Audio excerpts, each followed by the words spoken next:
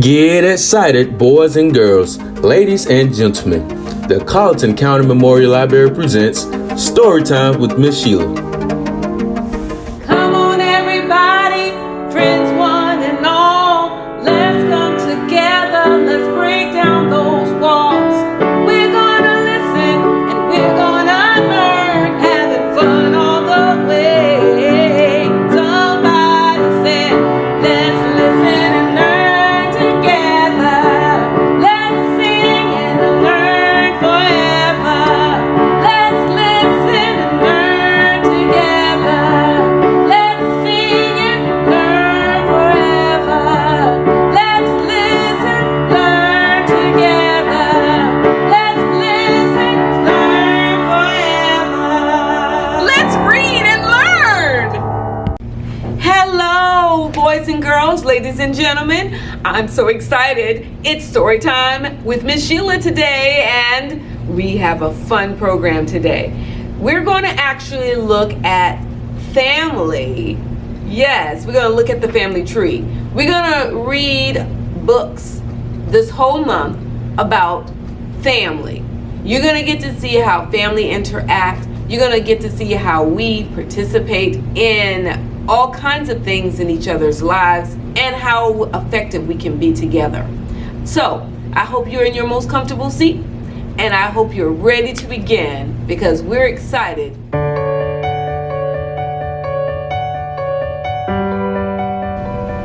All right, let's see what this book's about. Snoring Beauty by Bruce Hale, illustrated by Howard Fine. Hey, this is a play on Sleeping Beauty. Can't wait to see what's inside. Long, long ago, about 602 years ago last Friday, at 7 p.m. Fairy Standard Time, to be exact, the childless King Gluteus and his wife, Queen Esophagus, got lucky at last. A baby girl, Queen Esophagus cried.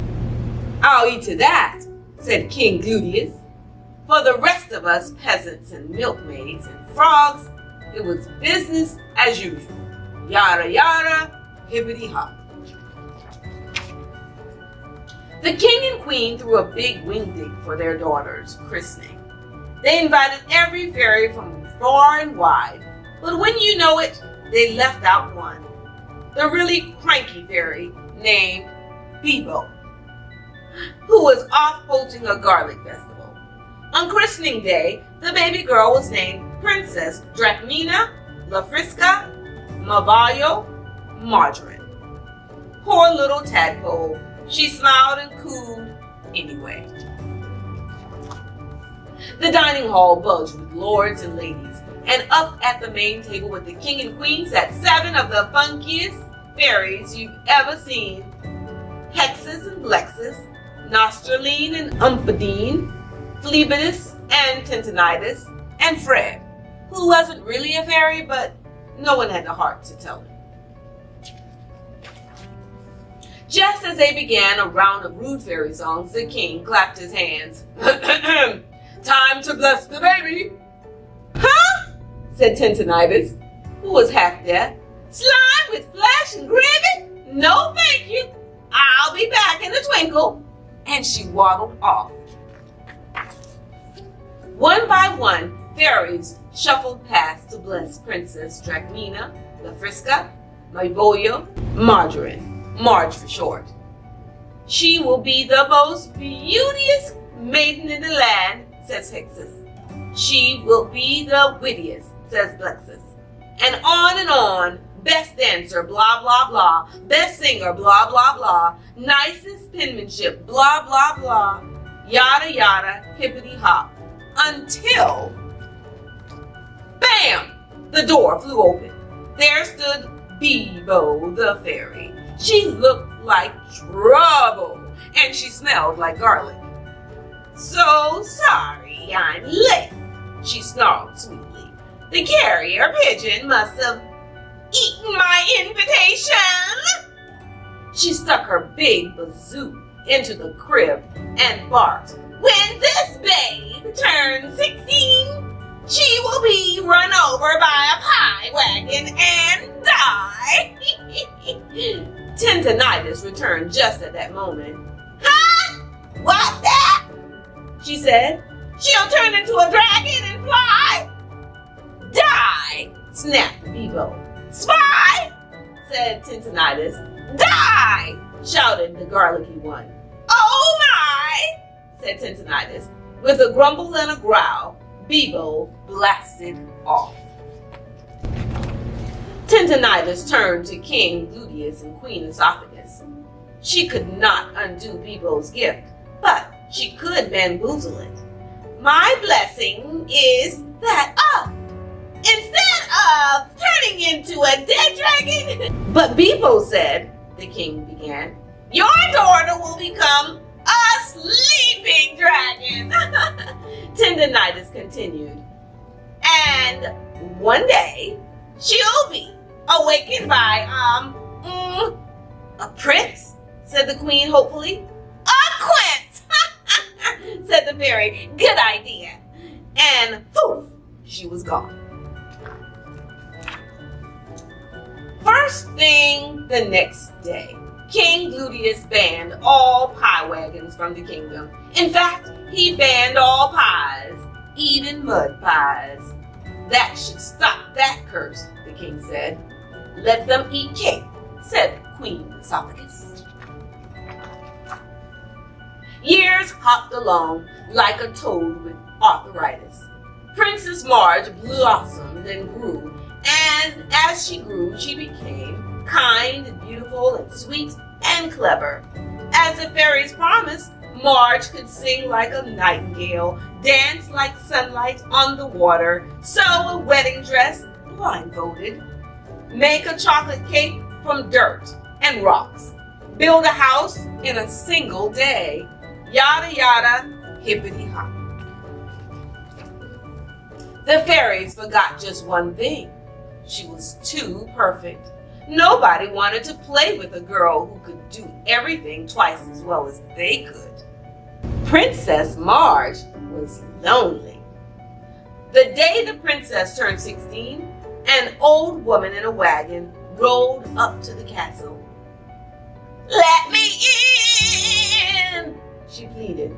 I bring a yummy, nummy treat for the princess. The young guard spied a wagon load of pastries round as wheels. A sweet smell made his belly rumble.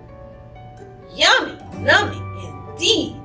After so many years, he didn't even know a pie from a pollywog.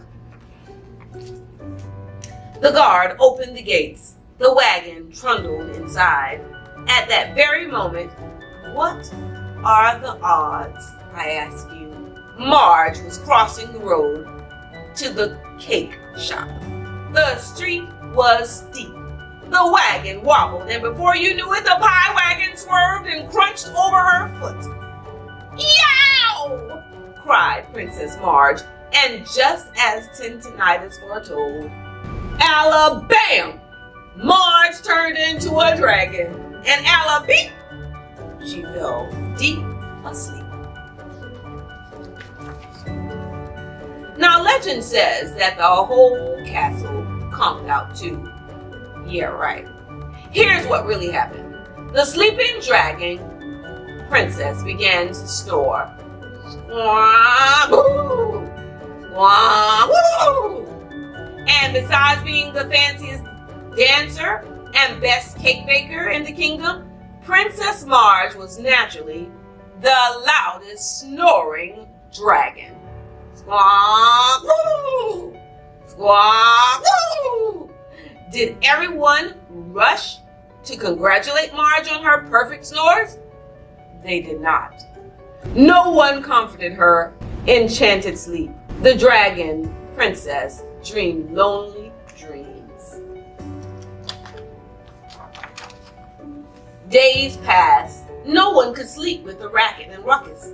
Those with carriages visited far-off kingdoms. Those without wore earplugs and shouted. The king did what kings always do.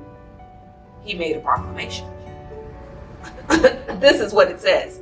King Gluteus wants you to break the curse and awaken his sleeping daughter with a quince. Use of quince to be determined by applicant. Reward, half the kingdom, the prince's hand in marriage, and a set of elf-made garden furniture. This is a sidebar. Employees of castle not eligible. If princess awakens but remains a dragon, tough luck, you still have to marry her. Offer not valid in the kingdoms of Smarg, Smiffle, and Squall. Void where prohibited. Men came to test their luck. With brass and bluster and bright ideas, they tried to awaken the dragon princess. 1 spoon quince curry between her lips, Marge snored on. 1 tickled her with the leaves of quince tree. Squaw, ooh, squaw, ooh. Marge snored on. 1 pelted her with ripe quinces. Close, but no cigar. Marge snored on. Months passed. Suitors came and suitors went. They sang quince songs and baked quince pies. They told quince jokes inside quince sighs. They built a quince alarm clock that squirted jam and jelly. They made a quince-filled rubber ball to bounce upon her belly. But nothing worked. Yada yada hippity hop. Marge snored on. Then one day, a dusty young man clip-clopped into town. "What's that awful noise?" he asked the milkmaid. "What?" she shouted. "I can't hear you. I'm wearing earplugs." She took them off. "I said, what's that noise?" bellowed the man. "No need to shout," said the milkmaid, and she told him Marge's sad, sad story. The man studied the dragon princess. She was pretty cute for a dragon. Squawk! Woo! He leaned into the glass, ears ringing. Squawk! Woo! His hair blew back, but he puckered up. Squawk! Woo! Then, smack! Blink! Those dragon eyes popped open and yada yada hippity hop. Marge's scales melted. Her tail swiveled and she shrank back into a human girl again. "Are you a wizard?" she asked the man. "Golly, no. I'm a prince," he said. "Prince Quince, to be exact." Well, the king kept his word, and in 2 shakes of a frog's liver, the prince and princess got hitched. This time, all the fairies in the land were invited. The kingdom whooped it up with a hey nani nani and a hot cha-cha. "Do you love me?" asked the princess. "With all my heart," said the prince. "Even though I'm the best at everything?" Prince Quince smiled. "Honey, nobody's perfect." At last, the newlyweds tiptoed off to their chambers, where they whispered sweet nothings and drifted to sleep. Later that night, something awakened the prince. Squawk! Woo! Squawk! Woo! Prince Quince sighed. He kissed his wife's cheek, stuffed some earplugs in his ears, and rolled over. And despite the truly royal ruckus, they lived happily and noisily ever after. And that's the end of Snoring Beauty.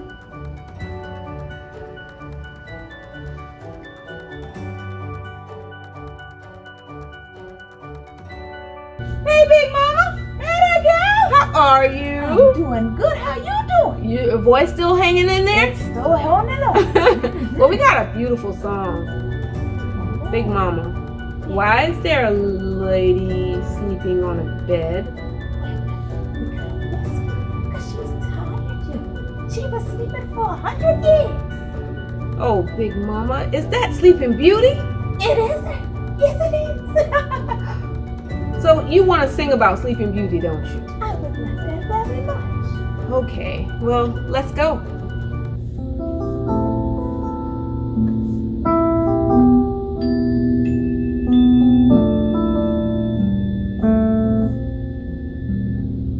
A long time ago in a far-off land lived a king and a queen in a castle grand. Baby Aurora was born, life was great. So they had a big party to celebrate. Princess Aurora fast asleep lay upon a bed in the forest deep. Sleeping Beauty fast asleep, waiting for a prince in the forest deep. They invited everyone, both large and lean, except one, that fairy who was very mean. The party was going well, so they say, till the mean fairy arrived and ruined their day. Princess Aurora fast asleep lay upon a bed in the forest deep. Sleeping Beauty fast asleep, waiting for the prince in the forest deep. At 16, your daughter will die by pricking her finger. The fairy cursed the baby and did not linger. The king and queen cried with tears and they sighed. One more wish a fairy gave who was nearby. Princess Aurora fast asleep lay upon a bed in the forest deep. Sleeping Beauty fast asleep, waiting for a prince in the forest deep. Your daughter won't die, but will fall asleep for 100 years in the forest deep, and for a century the kingdom slept, till a handsome prince came along to the castle he crept. Princess Aurora fast asleep lay upon a bed in the forest deep. Sleeping Beauty fast asleep, waiting for the prince in the forest deep. When the prince found the princess asleep on the bed, he kissed her so sweetly, and soon they were wed. An occasional invite to those not nice helps a party be festive. You'll celebrate twice. Princess Aurora fast asleep lay upon a bed in the forest deep. Sleeping Beauty fast asleep, waiting for the prince in the forest deep.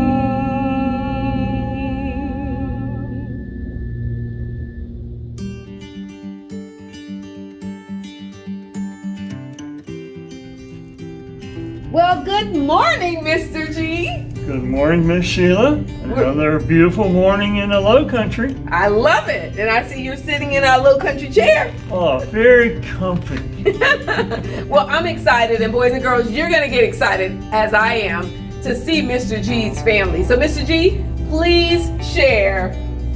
Well, today I brought in some of the many pictures of my family, starting with my mom and dad, my father-in-law and mother-in-law, the kids when they were first born, all the way up through now. They have their own careers and children of their own. So I have 11 grandchildren.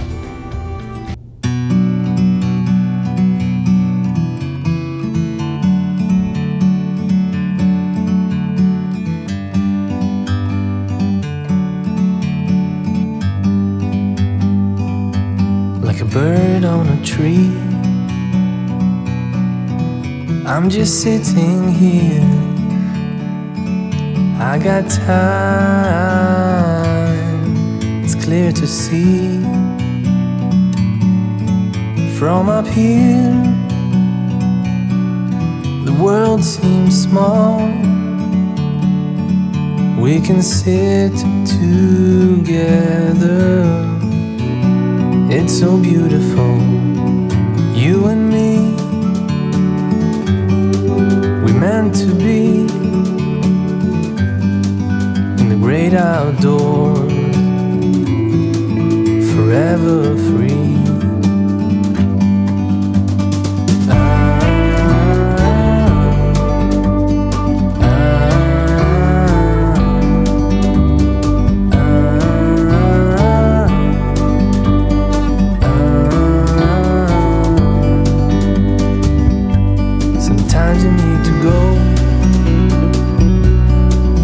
Take a step back to see the truth around you. From a distance you can tell.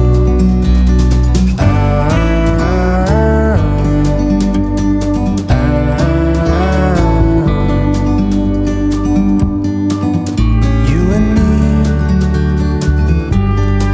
were meant to be outdoors, forever free.